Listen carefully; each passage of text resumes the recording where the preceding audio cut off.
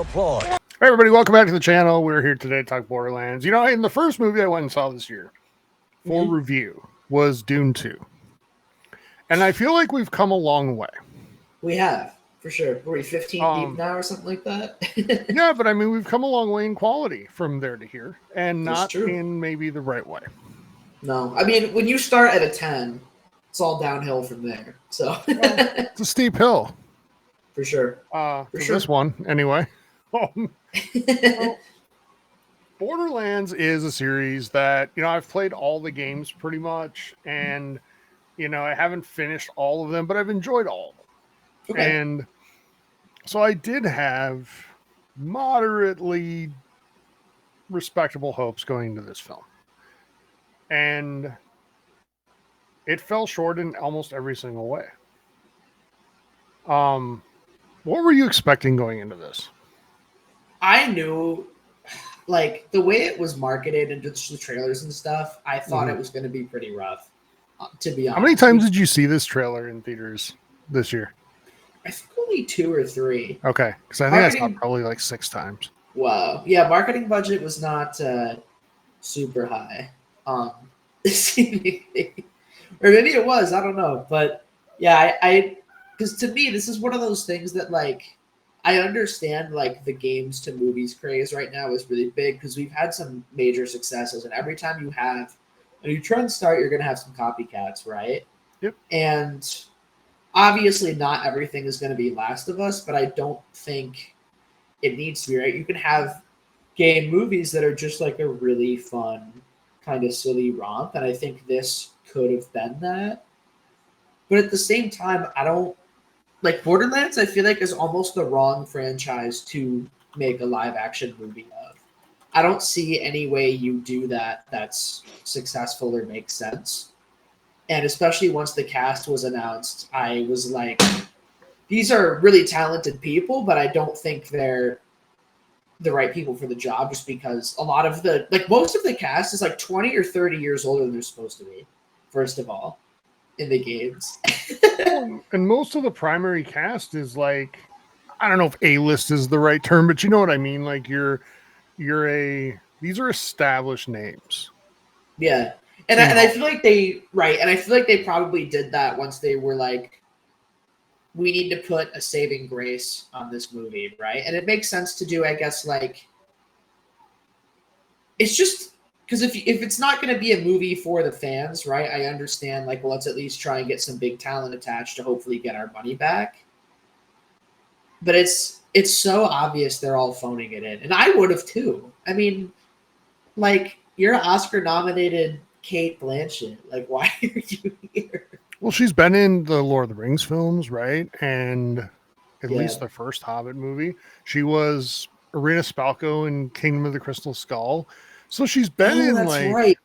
Yeah, so she has done some pop culture nerd stuff and before. Like this, I don't know, we'll get to cast in a minute. Like, we've got 4 things to get through here, so we're doing a new way of doing reviews. If you watch some of our other videos, we've tried to tie it up and make it a little more, you know, tidy and organized, how we talk about these things. So we're going to talk about them in terms of story, cast / performances, look, sound, and feel, which is just basically like how it's shot, sound, all of those things. And then finally the intangibles, which is kind of like the fun factor. What would you tell your friends about this movie? The vibe, so to speak. Yeah, the vibe. So let's start with the story. And hey, I'm going to tell you, this story was incomprehensible. And it was just like, even by video game movie standards, this story was lacking. Yeah, it was directionless. Like, and I understand, like, very basic plot, right? It's very trite at this point, I think is what I'm looking for, where it's like, like, how many movies and TV shows have we watched in the last 5 years that are like, heartless mercenary has to find child and grows and becomes affectionate? Like, I feel like at this point we're like in the half dozen to dozen range. Right. And, like, I just didn't buy it here. And then I thought, like, this is very much one of those movies that I think is about destination rather than journey, because they're trying to go to this place, right? Like an actual physical, tangible place with the vault. And then you get there, and it was quite a place. It was nothing.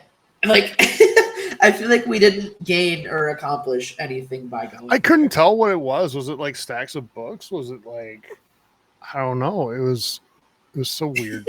I asked my partner once the movie was over, I was like, what the hell do you think was supposed to be in there? And they were like, I don't know, love, peace, the power of friendship.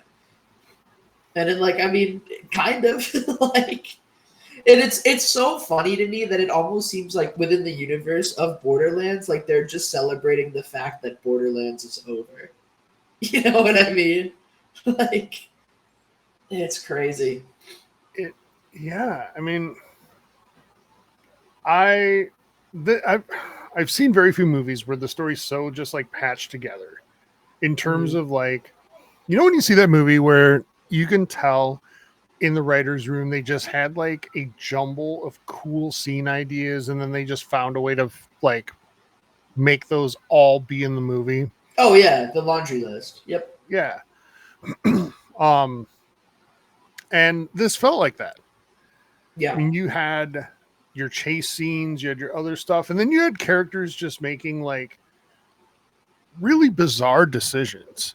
Yeah. So you had the leader of the, and I forget right now. I'm trying to find it here. The leader of like the gang that's chasing them, right? Yeah, the Atlas Corporation. Yep. Commander Knox, right? Or whatever. Yeah. So she like catches them, and then at the end, she just randomly decides, I'm on your side now. And I'm going to step in front of them as a human shield to stop this from happening. I'm like, what in the hell like made that happen? No idea. Nothing. And they kind of played it for jokes even too. They did. Like they weren't even like it wasn't like this big noble moment. It was just like she's about to say something. I guess we're going into spoilers at this point. And but you know like, what? You don't even need to worry about spoilers because it's not going to make sense anyway. So it's... It won't. Yeah. And this is one of those movies where I feel like, honestly, like I'm more excited for the content around it than I was for the movie itself. Like I'm so stoked to just watch like video essays, breakdowns, reviews, like what went wrong. I'll be doing some binging this weekend for sure. Mm-hmm. But yeah, like I'm not sure if you saw the message of me and Kyle, who does a lot of movie stuff for us here, is while we're talking about it in our Slack channel. But there's like one particular scene in this movie that I'm like, that felt like Star Tours. Like that felt like the plot of like a Disney ride. Like I felt the P Valley scene. Yeah, dude, it was the chase scene into the P Valley, into them like driving through the monster. And when we say P Valley, like we mean that quite literally. Yeah, they were it's like a valley full of pee. Mm-hmm. Yeah, mm-hmm. And they were like, make sure you close your everyone roll up their windows, and they didn't. And then there was this like just typical like Kevin Hart over exaggerated, like, oh, I got pee in my car, what the hell, like. Mm-hmm. Which like wasn't really funny, and that's like I feel like the humor in this movie didn't work either. Like I think I laughed at this movie more than with it, and like I think there's genuinely one good joke in this entire movie. Like what was it? The scene when they use Claptrap as a distraction, and you just see him getting like shot up to all hell. Oh yeah. And Jack Black's just like screaming and like driving around in circles really fast. And like, I don't know if I was laughing at or with it though in that moment either. Like that was probably the hardest I did laugh in the movie. But at the same time, I was like, is it because this joke is funny, or is it because like I just hate this character so much that I'm enjoying watching them suffer? You didn't like Claptrap? Not really. I mean, and I know I almost just said Blackjack. Dude, Claptrap and Jack Black sound too similar. That's probably how they got the casting idea. Like, I know Claptrap is supposed to be annoying and obnoxious, and I thought it was kind of like, in the games, I think it works a little more. But I think they just went overboard in this movie where it got to a point where it was almost like Jar Jar Binks-ish, where it was like you're just like actively detracting from the plot now. And there was like a fourth wall break in there somewhere, which came out of nowhere, and no one did. No other character did, including Claptrap, any other time in the movie. And I was just like, what the fuck is happening? I know. You know, I think you brought up some of our team's chat about this, and last night, in our like team entertainment chat, there was talk about this movie, obviously, and Kyle, you'd mentioned it, had said at that point, like, this is if you've ever gone shopping in Walmart, you're familiar with the Great Value brand. This is the Great Value brand Guardians of the Galaxy. And for sure. And I was like, yes, if the Great Value item is like past the expiration when you buy it. Like, yeah, it's on sale because it's stale, not because of there's a little mold on it. It's, you know, you're taking your chances, right? And this is one of those movies I feel like honestly would have benefited from going like direct to a streamer or something like that. It's like there could have been more buzz around it, and it could have become like a cult classic of people just like drunk watching it or doing Mystery Science theater with their friends at home. And the thing is, like, if you'd done that, you wouldn't be able to have the cast you have. But I actually think that might have been better. I do too. Cast of relative no names, at least relative to the names that are in here, would have probably been a better move. Yeah, and I feel like maybe you could have reinvested that budget into, you know, places where the movie struggled, into production design or CGI. Look like a B movie. Yeah, it really does. Like it almost looks like fan film quality at times. And here's the thing, like, there are movies. So I brought up Kingdom of the Crystal Skull before, right? So a lot of the stuff at the end of Crystal Skull is actually intentionally meant to look rather B movie-ish, because it's playing off of those B movies from the 50s. That's the whole point of the movie. But here, they're not trying to do that. No. They're trying to look legit, and it looks like a B movie, and it's unfortunate. And Eli Roth, the director of this film, like, first of all, horror pedigree. And now you're taking on a movie with a lot of violence and, restricting with a PG-13 rating. I think this movie would have been a lot better. And if they just said, you know what, screw it, we're going to make it rated R, and it's going to be violent. Right, because then I feel like you would have gotten like the gory kills and the fun, almost slasher-esque stuff about it.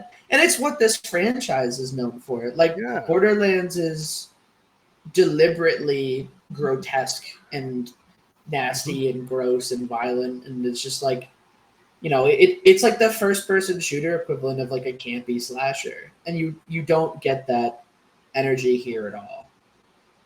And I know there's a concern of like, you're not going to get the youths, right, into the theater to see it if it's, rated R. Okay. But I would argue as a counterpoint that the people who grew up with Borderlands that are really excited for a Borderlands movie are in their 30s anyway. Probably. Yeah. Because I mean, like, I know there was a Borderlands 3 in like 2018 or 2020-ish. 19.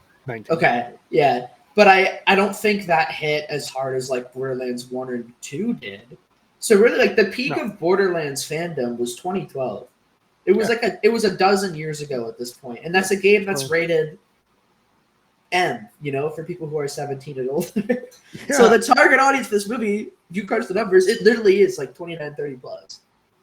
So the story is essentially, and I'll just brief rundown. Lilith is our main character, played by Cate Blanchett.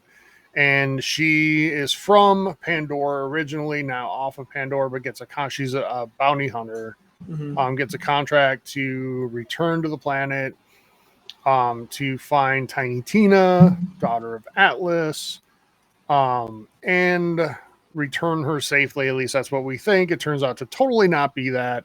We get sucked into this whole vault hunting scheme and this grand adventure that makes no sense. And at the end, we get to a vault, and it's full of love, like you said. Like, love is the prize. I don't know what the hell is in it. Something, but yeah. And then everybody's better for having done the journey, and we're done. And so when it comes to the story, we scored it 4.5 out of 10. And as a is it out of 10 or out of 15?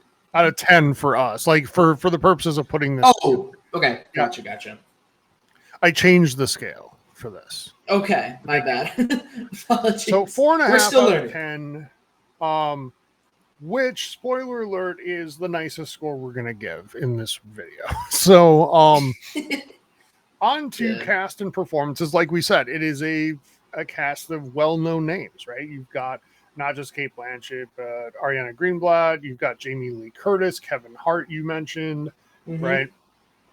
And there are names people are going to know and recognize in this movie. Jack Black plays Claptrap. Yeah.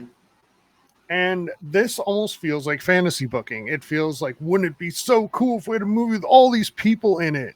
Yeah, it's a bad fan cast, honestly. Yeah. None of these people feel like the character they're playing. Relative to the source material, you mean? Yeah. Or just, when we get to like the vibe later, I mean, it just doesn't seem like it fits. Except for Tiny Tina. I think think she's like the standout of this movie. Like, I feel like Ariana Greenblatt kind of killed it as Tiny Tina, and because we talked about like most of the characters are way worse, obviously, in this adaptation than in the game. But I kind of feel the opposite. Like, I feel like I like this portrayal of Tiny Tina more than in the game because I think it feels more grounded and authentic, right? Like that's she's cartoony and bubbly and ridiculous, but to a degree that's like more believable, I guess. Yeah, I can go with that. And Jamie Lee Curtis, who is the front name for one of my favorite franchises of all time, in Halloween, it just doesn't feel right here. It felt like a really dated, like it felt like she was doing like a stereotypical like person with autism impression. Like it was honestly kind of offensive to me at points. Like it felt very like early Big Bang Theory to me. Yep. Would you agree that Kevin Hart is just playing Kevin Hart in this movie? I mean, yeah, but I'm not going to hold that against him because I kind of expected it. I expect it from everything he does. He's one of those actors that he has a personality and people put him in things because they want his personality. Yeah, I guess. But it just doesn't fit here. I don't know. I would say, despite the surprisingly good cast in terms of names, what I have down here is like, not many of them look like they actually want to be there. No, there's a lot of phoning it going on. There's some paycheck collecting going on. Oh, for sure. Like, there's a chance that some of them had to be asked the question, what is a Borderlands, before this began, and had to have it explained. So the problem here is that outside of Tiny Tina, you're right. Like that character is pretty decent. Other than that, I didn't really care about any of the other ones. So when any of the others are put in peril, I'm like, okay. Yeah. I honestly thought, though, like the supporting characters were pretty good. Like, and I enjoyed them more than most of the main cast. Like, when you get to like the bar and you meet Moxie for the first time, I thought she was pretty cool. Bobby Lee has a little cameo. He's more of a stand-up comedian. I know him mostly in like the podcasting world, and he played Roland's roommate that he runs into in the bar. And he was probably only had a couple minutes of screen time, if even, but I thought he did really good, and I liked his character a lot. And then there was the like vaguely Eastern European bus driver guy. Yes. Who I liked his character a lot. I thought he had the right energy because I feel like he read very much to me as like zany, over the top quest giver, which is, I think the energy you'd want and kind of expect in a Borderlands movie. Yeah, no, that made sense. But I found myself thinking the same thing about the secondary characters. But then I found myself asking, am I liking them more just because they're not in the film long enough for me to not like them? Because I feel like even like early Lilith stuff was kind of fun, but then the more you saw Lilith, the more you realize like that's it. Yeah, her intro scene I thought was really cool, but it was kind of like it was very surface level and shallow. And it very very cliche. Like it felt to me like she was kind of maybe it was just like the hair too, but I felt like she was doing like a Bo-Katan from like the Disney Plus Star Wars shows impression. You know. So a good one or a bad one in your opinion? Not great, and I don't think the look was either. Like I don't. Do we have a category on production design? Because I've got takes. We'll get into look, sound, and feel for production design, but yeah. Okay. Because I feel like, are we ready to rip that Band-Aid off now? Because I'm ready. Yeah, let's wrap up. So cast and performances out of 10, we scored that a 3. Mostly because of the quality of names in it, and then Ariana Greenblatt is solid as Tiny Tina here. She brings up the average for sure. I wouldn't say anything Academy Award deserving or nominating hidden, but like at least makes it fun, right? Yeah. So I can go with that. All right, look, sound, and feel, which is the cinematography, the score, the sound, set design, all of that stuff. So go ahead. What was the point you were going to make there? No, I was just going to say, like, I felt like the costume designs looked like very cosplay to me. Oh, dude. You know, it's like so Lilith especially, that wig is very much something you would just see it like someone have at a con. And this whole movie felt like a Comic-Con where people are taking it way too seriously. And you know, and it's weird because like it's like some of the production design and stuff like would be good in those contexts, but not in $100 million movie. Because I feel like the production design to me very much feels like you ever been to like a new park, like a new part of a theme park, like right when it opens? So it's still kind of like flawed and the weathering hasn't set in yet. Like everything looks like day one new Universal Park. Like especially like there's one particular scene where they're in like an underground mine and they're like shimmying along above. There's this like chemical river behind them and they're shimmying along this thing. And like it's supposed to be this like really dark, abandoned, dingy. And it literally looks like they took just like it looks like something like the wall looks like Spirit Halloween animatronic background. Yep. Like it's bad. Like it looks like painted styrofoam. Like, and I just don't understand because they have $100 million budget for this movie, which is not cheap, right? Like that's what 2/3 of a Marvel movie, would you say? Yeah, I mean, well, maybe a low-end Marvel movie, sure.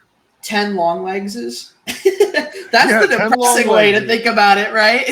And just think what Nicolas Cage could have done in this movie. Oh, he could have sang "Happy Birthday." Made me throw up. But yeah, that like it's so low effort, and I feel like even like the way the action is shot, choreographed, and scored, it so to me feels like what a 12-year-old would think is cool, but like 10 years ago. And because you know me, like I'm a sucker for licensed music. A lot of times, like a good needle drop in a movie can really fix a scene for me. And I thought most of them were like kind of weak. There was one good one in the beginning because it was, I think the song was like called like "How Do You Like Me Now" or something. It's like a upbeat, jazzier song that was. Fans of the game will know it. It was in one of the trailers or one of the intro cutscenes or something. So it was a cool little throwback. But then you get really weird shit like. There's a part where they play Supermassive Black Hole by Muse to show how like cool and like gritty this bar is. And I'm pretty sure that song came out in like 2006. So it just feels like very weird and out of place for like a futuristic movie. And like Sophia looks at me because this is also a Lionsgate movie. And it was like, I genuinely wonder if Lionsgate like still had the license to use that song from Twilight. So they were like, let's just fill it in. Let's just plop it in. We still have rights. And there's a lot of weird stuff where it's like, it just took me out of it. Like there's a Motorhead song in like, what I think is probably the best action scene in the movie. Cause it's when you just get like dozens of psychos and it almost plays out like a horde shooter where there's just like, there's tons of them running at them. The guys with the masks all the time. And you're listening to Ace of Spades, and like that to me was the one moment in the movie that I think felt like really Borderlands. Like it had the vibe of what the best moments of playing a game with your friends feels like. Yeah, I can agree with that. Yeah, I just just the construction of scenes, visually even, wasn't that fun. Yeah. You're right. Like the set design, it has that like everything's supposed to be really worn and torn to shit on this world, but it all looks. You're right. Like that theme park that's been open for 5 hours. Yeah. You know what it looks like, honestly? I feel like we've used this comparison before, but it looks like the fake movie they were making in The Fall Guy. Oh yeah. Do you know what I'm talking about? I don't know if you can throw up footage of that, but for anyone who's seen the movie, you'll know what I'm talking about. The movie about the movie. Yeah, it's the movie the movie's about. What we're talking about. And yeah, I mean, you're right. Everything just feels really, I don't know, like visually distant, if that's a good right word. You know what I mean? Like it just doesn't feel like you're in it. It feels very like painted almost, you know, like it does. And I can see that if you were going for that, because Borderlands is cell shaded and that's its art style in the games, right? But I feel like if you're gonna do that, you have to be consistent about that. And I felt like the world, like the background, the sets were sometimes pretty vibrant and colorful, but then like the weapons and the character designs and the vehicles were all like, I guess all the props, right? Didn't feel like that at all. So it was just like, it felt disjointed to me. Yeah. So anyway, in look, sound, and feel, all of that, out of 10, 2.5 from us. Trust us, we like movies, by the way, if you've watched our other stuff. I promise. By the way, when people are like, y'all just love everything, you give everything like an 8 out of 10, I'm sending a link to this video. Right? This is our exhibit A. It's kind of cruel of you to like watch this movie. You got up for like 3 or 4 hours before I was gonna go see it. You threw me to the wolves. Knowing what you just tell you saw. though, I messaged you and was like, "This is bad." Yeah, I wasn't gonna like. No, you gave me a heads up for sure. So, I feel like this is a good spot to open up intangibles. Okay. And even the people who made the movie knew it was shit. You know how I know that? It already has a locked-in release date on digital. No, when? August 30th.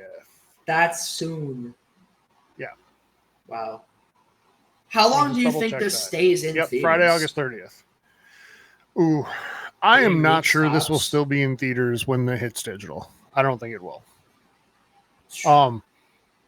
This is a generational flop, man. I'm really interested to see what this does in the box office. I would be shocked if it did over 20 million. Yeah. I think it's projected to do 15 million opening weekend is the high. Like the figures I've heard thrown out are between 8 and 15. And that's like disastrous on $100 million movie. Yeah. That 100 million is not accounting for marketing at all. So it's really a 200 million, $250 million movie, probably. Yeah, this is screwed. I mean, in terms of, you know, it's a bust. But yeah, it's hitting digital on August 30th. I'll just go first here real quick. Like there's the only rewatchability is what something you said prior to coming out, like, is just because it's so bad to watch it again just to kind of laugh. But it's not laughing with it, it's laughing at it type of thing. And here's the telltale for me though. I almost fell asleep twice, maybe 3 times in the theater. Wow. Like it was bad. It was like, it wasn't like, oh, I'm bored and fall asleep. Like literally I was just nodding off. That's brutal. Like, and you went at like what, like 4? Yeah, it was the movie was at 4:30. It wasn't like I was at a midnight showing. No. You know, like and I love going to the movie theater. Like this, that doesn't happen. I was so checked out from this. I was just like, the stuff that's happening, like it really all it is like visual eye candy. and it's just watch for a couple cool action moments, but the story made me not care. The characters made me not care. When we actually did get to the vault, it was just a freaking like giant room with some random weird shit floating around. Yeah. I don't know. How about you? Like, what your intangibles? Tell me. I went a little higher than you, I think, on the intangibles, because this is one that like I'm kind of excited to rewatch at home. To be able to like do, like I said earlier, like Mystery Science Theater over it. Yeah, right? but Kinda isn't it talk for the with your same friends, reason I pick it just apart. said? For sure. Like, I'm not excited to rewatch it because it's good, but I think like you're not going to study it. You're not going back to your film major days to study this.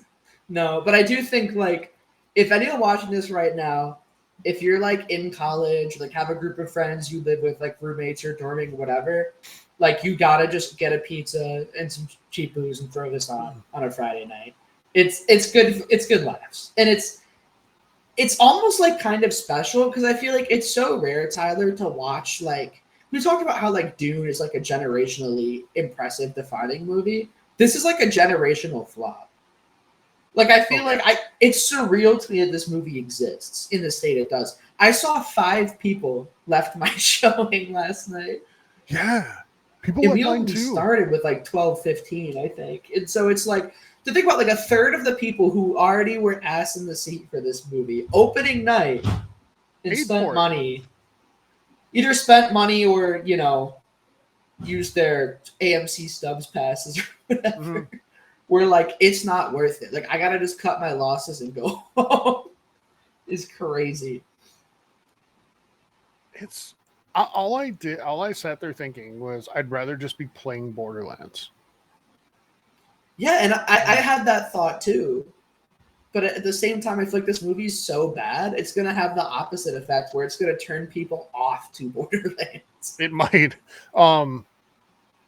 You mentioned like watching it with a group of friends or something, and I think you're spot on because like Dune 2 you brought up. If I'm with a group of friends watching Dune 2 and they're all talking about it, I'm actually annoyed. I'm like, shut the F up. We pay attention. Let me lock in. Right? Yeah.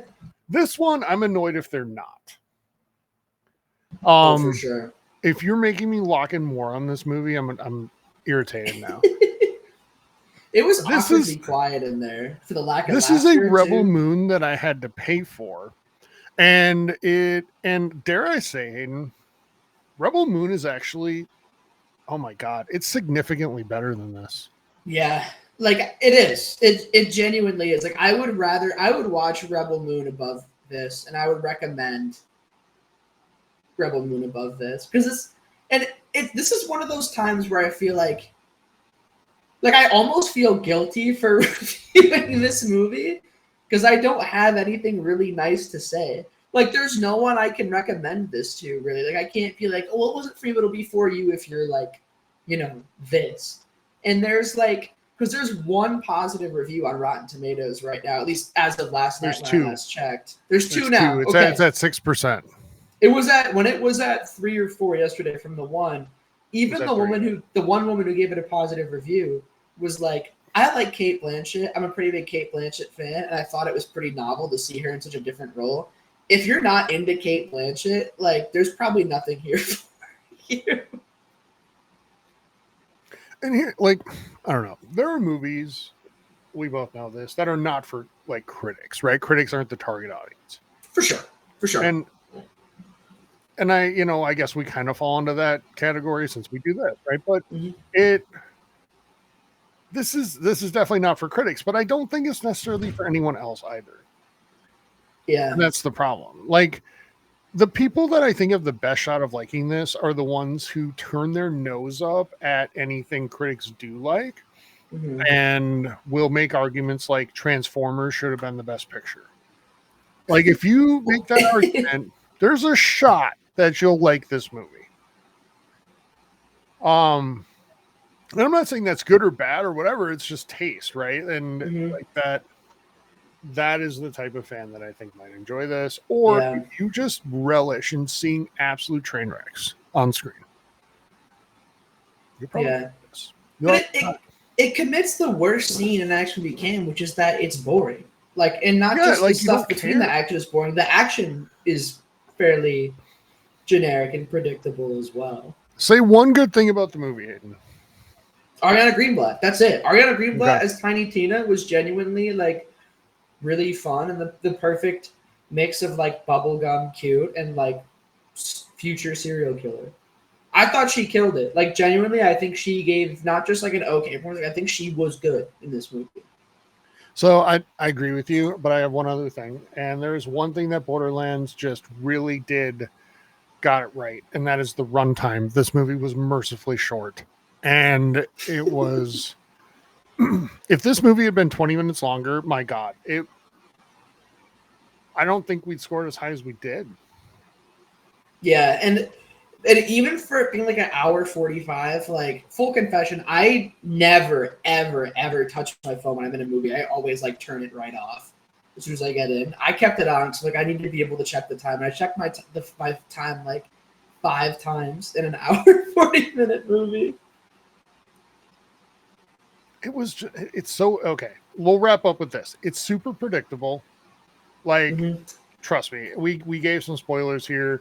You're gonna know where this movie's going 20 minutes in, and there's little hints they drop along the way that they think are super subtle but aren't. They're very obvious, and it's I feel like a dumbass because I actually missed that. That was yeah.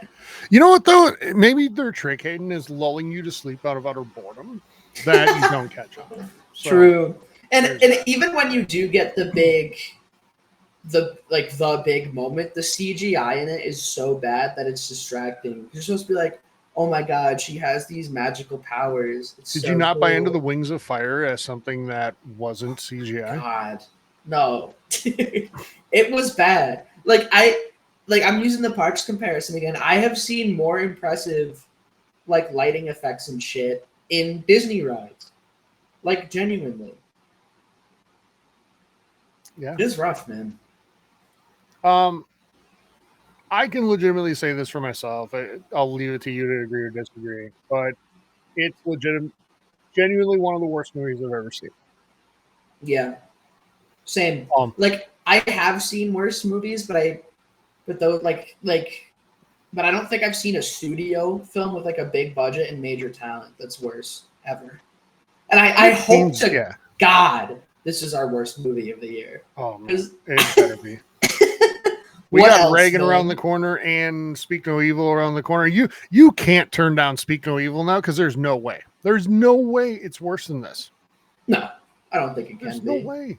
This is gonna look like an absolute masterpiece compared to this movie. Yeah, like the next time we watch a 4, I'll be like, it's some fun. You know what I mean? Wait till you get to. You got to work your way through the Alien movies by Tuesday. So you're. There's a couple. I'm ready. I've got a binge. I've got a binge. So, anyway, it's not good. Our score for the movie is a 2.5 out of 10. And it pains me to say that. We love movies. We want to celebrate them. This movie's not good. However, and I don't even know what it was trying to do, honestly.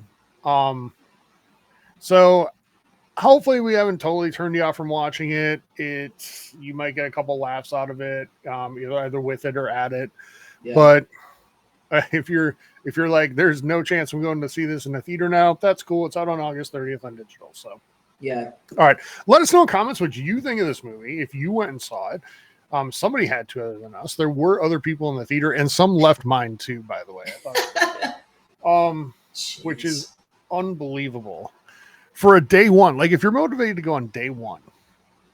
Not even, dude, day 0. Day 0. Thursday preview. Yeah. That's rough. It is so rough. Anyway, let us know what you thought and in the comments, and make sure to subscribe to the channel for other movie reviews, hopefully much better ones than this one. Otherwise, it's going to be a miserable rest of the year. So anyway, thanks for joining, everybody, and we'll talk to you soon. Appreciate y'all. Take care.